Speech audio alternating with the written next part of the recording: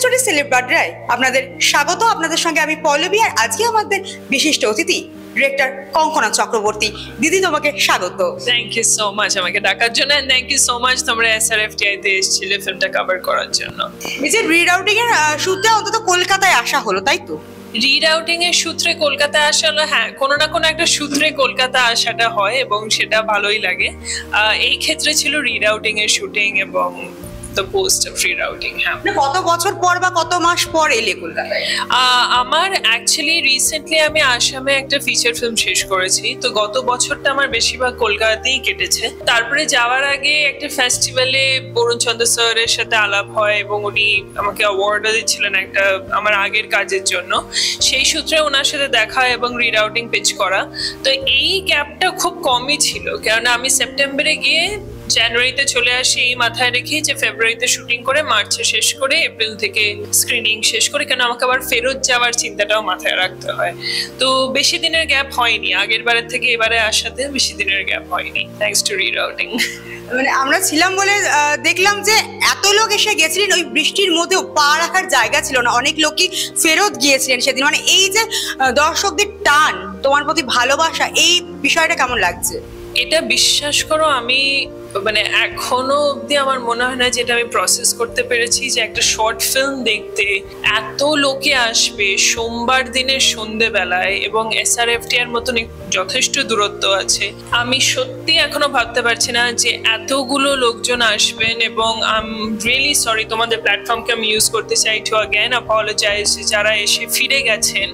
আমরা খুব শিগগিরই আরেকটা স্ক্রিনিং করছি কলকাতাতে রিরাউটিং এর, এবং বিশেষ করে একটা ইন্ডিপেন্ডেন্ট ফিল্ম মেকার হিসেবে, মানে খুবই প্রিসাইজ যদি হয়, ইন্ডিপেন্ডেন্ট শর্ট ফিল্ম মেকার হিসেবে এইটাই হচ্ছে আমাদের কাছে সব থেকে বড় পাওনা কোনো অ্যাওয়ার্ডের থেকে, যে দর্শক দেখতে চাইছে বলে দর্শক সময় বার করে আসছে, এবং যারা ফেরত যাচ্ছে তারা রেগে ফেরত যাচ্ছে না, তারা বরঞ্চ ফোন করে বলছে যে নেক্সট স্ক্রিনিংটা হলে বলবেন, আমরা অবশ্যই আসবো।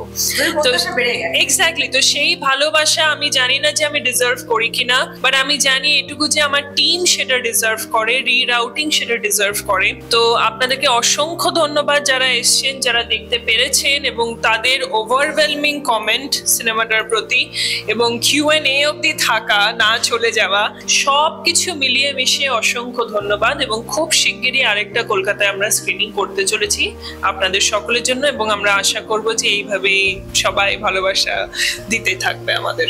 তো কিভাবে জার্নিটা শুরু হয়েছিল, মানে কখন মনে হলো যে হ্যাঁ আমি এই প্রফেশনে আসবো? It's a long story. আমি কোনোদিনই ভাবিনি যে আমি এই প্রফেশনে আসবো। আমার মেইন বেসিক ইন্টারেস্ট ছিল ইকোনমিক্স নিয়ে পড়ার, কিন্তু এটা পাগলামি থেকে সিনেমার জগতে আসা। পাগলামিটা শুরু হয়েছিল যখন আমি ক্লাস 9-এ পড়তাম। আমি সিনেমা দেখে কোনোদিনও সেভাবে বড় হইনি, কিন্তু আমার ঠাকুমা একদিন দেখছিলেন দোয়ান জানে সিনেমা উৎপল দত্ত স্যারের জন্য, এবং সেখানে দেখা হয় অমিতাভ বচ্চন স্যারকে on screen for the first time. এবং আমার জন্য ছিল যে এই মানুষটি কে, মানে যে এই মাত্র ছিল, মারা গেল, আবার একটা দাড়ি লাগিয়ে চলে এলো, মানে এটা কি জগৎটা কি? তো সেইখান থেকে ফ্যাসিনেশন শুরু হয়, সেখান থেকে অমিতাভ বচ্চন স্যারের প্রতি একটা পাগলামি শুরু হয়, যাকে আমরা পাগলামি বলি। আমি শব্দটা পছন্দ করি না ইউজ করতে, কেন ফ্যান শব্দটাকে পাগলামি মনে হয় না আমার। সেখান থেকে বচ্চন স্যারের অ্যাড্রেস খোঁজা, ওনার সব সিনেমা দেখা, ওনাকে চিঠি লেখা 7 বছর টানা, এবং ওনার চিঠির উত্তর পাওয়া, সেই সব থেকে পাগলামি শুরু হয়। এবং আমার মনে হতো যে আমি এই লোকটাকে একদিন অন্তত দেখা করতে চাই, কিন্তু কি করে দেখা করবো? তো তখন আমি দেখতাম যে ওনার জন্মদিনে সব থেকে বেশি ওনার কাছে যায় হচ্ছে জার্নালিস্টরা। তো সেখান থেকে আমার মাথায় পাগলামিটা আসে যে আমি জার্নালিজম নিয়ে পড়াশোনা করবো, কারণ জার্নালিজম নিয়ে পড়াশোনা করলে হয়তো একদিন মিস্টার বাচ্চার সাথে দেখা হবে। তো সেই জার্নালিজম মাস কমিউনিকেশন নিয়ে পড়া, এবং ফাইনাল ইয়ারে ডকুমেন্টারি ফিল্ম মেকিং এ স্পেশালাইজেশন করা।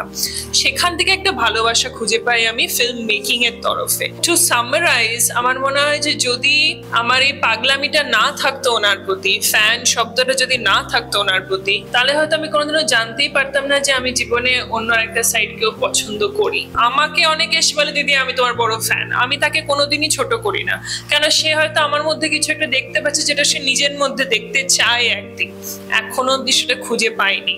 So always encourage them, always motivate them, কেননা বেশিক্ষণ সময় লাগে না একটা কারোর সাথে একটু ভালোভাবে কথা বলতে। সো